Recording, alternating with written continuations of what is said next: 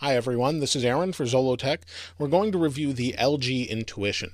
This is LG's latest smartphone slash mini tablet meant to compete with the likes of the Samsung Galaxy Note. This is $199 with a 2-year contract on Verizon, and overall you can see it's a big rectangle with a 5-inch display. It's a pretty nice display though. It's 768 by 1024 with 256 pixels per inch. It's an IPS LCD. You can see the display is pretty nice, vibrant, and is really responsive. It comes with this little stylus that unfortunately has no way to place it anywhere or hold it anywhere, so you have to carry it separately with you in your pocket, or I'm not really sure what they intended as far as that goes. The specs of the phone are actually pretty impressive. It has a Qualcomm Snapdragon S3 dual-core 15 megahertz or 1.5 gigahertz processor, a gig of RAM, 32 gigs of built-in storage, no SD slot though, 8 megapixel camera with flash, and forward-facing 1.3 megapixel camera. So spec-wise, it's okay. Comes with Ice Cream Sandwich, which is Android 4.0, and has NFC built in and LTE. Now, if we turn the phone on, we can unlock it. Like I said, it's pretty responsive. There we go, it unlocked. I'm not sure what happened there, but the phone is just huge. It really looks pretty goofy held up to your head when you're making a phone call, but the design of it's a little bit interesting. We have our normal buttons across the bottom, back, home.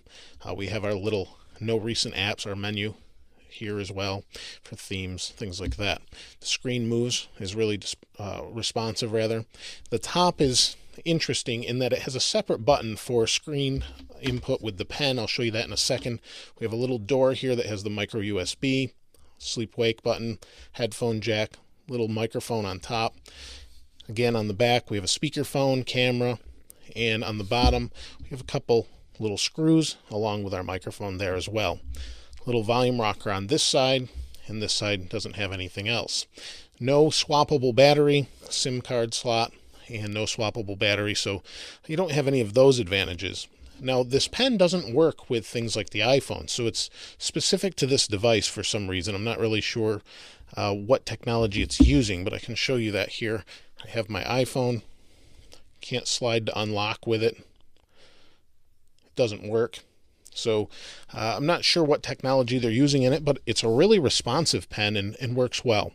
When we hit this button on top here, it goes into this drawing mode or writing mode, and we can draw however we want. It's pretty responsive, works well, and we'll go back, get rid of that. But it's a little built-in notebook that's a nice feature, but I don't know that it's hugely necessary. I can circle or whatever, and it may be convenient for some uses, and I'm sure someone will use it, but I'm not sure that they want to carry this giant phone around with them. Battery life seems to be pretty good, though. I get more than a full day's use out of it because of the large battery that's in it. The actual battery is 2080 milliamp hours. You'll get about 16 hours of talk time, supposedly 5.5 hours of standby, and in 4G you get about the same. So you get a full day's use out of this, really no problem. It does have NFC built in the back, so you can use your tech tags or whatever you may want to use as far as those go. The phone itself is just this giant slab. I'm not necessarily sure I can recommend it. Next to a Galaxy S3 and an iPhone 5, you can see here if I line them up, the width of this thing is enormous, and they really haven't rounded the corners like they have on the Galaxy S3 to maybe make it feel a little bit better in your hand. It's just this giant slab of phone.